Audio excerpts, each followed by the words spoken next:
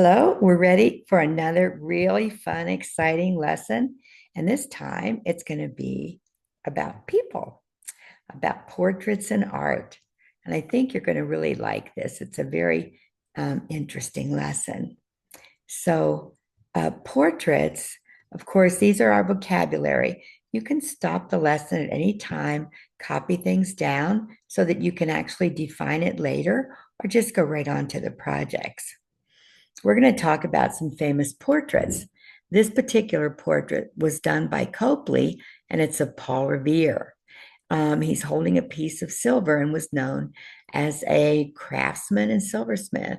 So, a portrait is a realistic picture of a person, but objects in the portrait tell us more about the person. George Washington, this is a very famous picture. I believe it's in the Boston Museum of Fine Art, but it's half finished. It doesn't look like it's finished. Gilbert Stuart did this picture.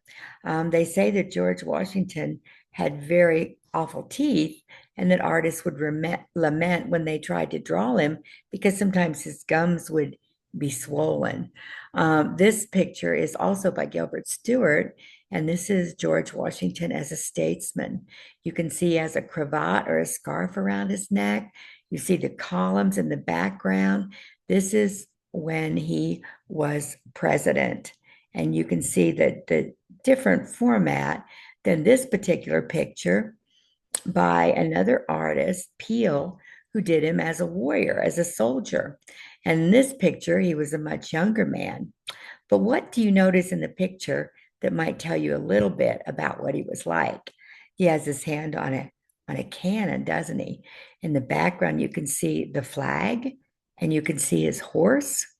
And again, where's the light coming from? Always think about light. It's coming from the upper left-hand side. And Peale was actually, he founded the first natural history museum and exhumed the first mastodon. And the story is that he made George Washington false teeth that were elk's teeth set in lead. I don't know about that. Um, this portrait is done by Copley. Notice in the background the atmospheric perspective, the sky's darker to lighter. In a portrait, it's really great to do a background. You can just do a face, but it's really interesting, more interesting if you actually can do a little bit more than that, put something in the picture. Now, this, of course, we're doing historical portraits first. This is Whistler's mother. And if you think about it, if you did a picture of your mother, and people would look at it 100 years from now, what do you think they'd think exactly what she was like just looking at this picture? Would she be fun and bouncy and colorful and somebody you wanted to spend time with? Or she looks very serious in this, and there's horizontal and vertical lines, and that shows stability, not a lot of movement. Now, again, this is very different. This is a self-portrait by Vincent van Gogh. And if you look at this, if you had to say what he was like, just looking at the portrait, what would you think? Do you think that he looks angry?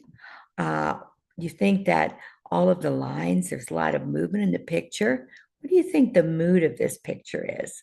Now, Van Gogh did a picture again of this gentleman. It's very, very different. He uses warm colors. So, what if you were to contrast the one with the other? What do you think? What effect does the background have on this picture? Do you think it's a positive effect? Mary Cassatt was an impressionist and she was wonderful. I just love Mary Cassatt, a very important female artist. She did lovely pictures of women and children with lots of light. And here she has a lady having tea.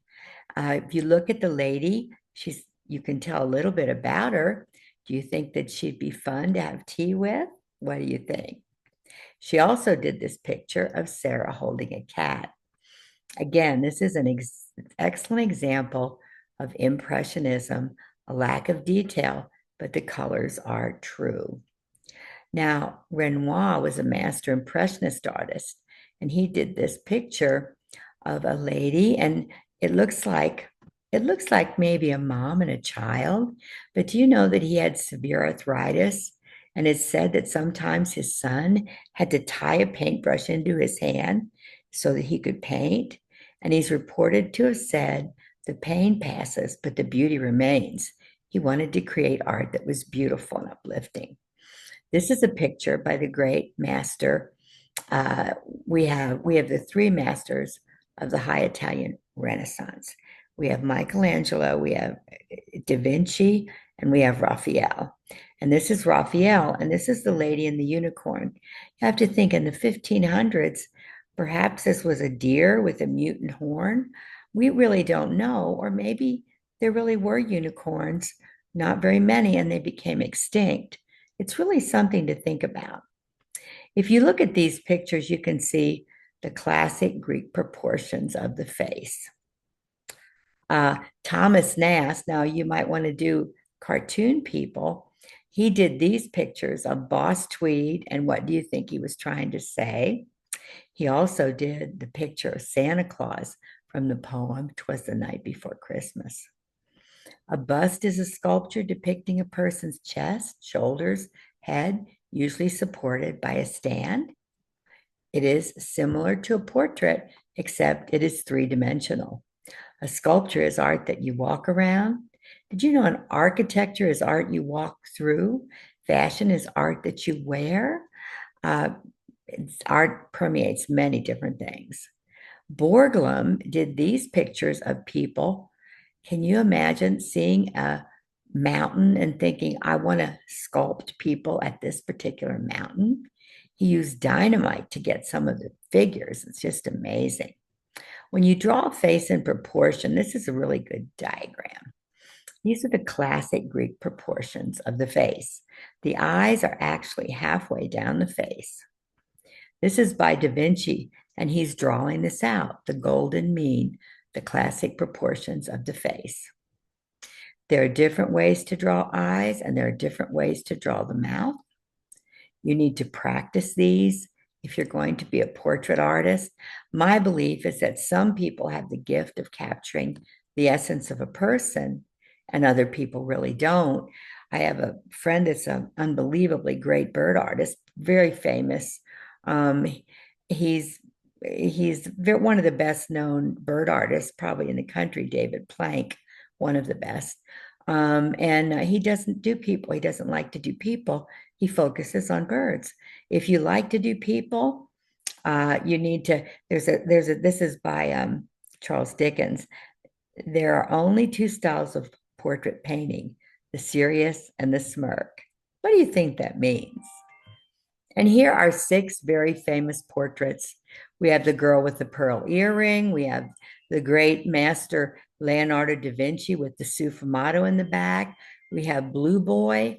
We have Albrecht Dürer, and we have the great Rembrandt with the use of contrast, chiaroscuro. So I want you to try to do a portrait, and just choose someone that you want to do and do a picture of them, do a portrait, and enjoy art. You can stop this video anytime that you might want to, and you can stop it and do something or work on something. You know, copying a master work isn't bad. You learn a lot from it, and we've seen a lot of master portrait artists. The thing is, you never want to copy someone else's work. You can be inspired by seeing something, but everything should be original. It's your intellectual domain if it's original. So we want you to think about original works of art. Thank you so much and enjoy art.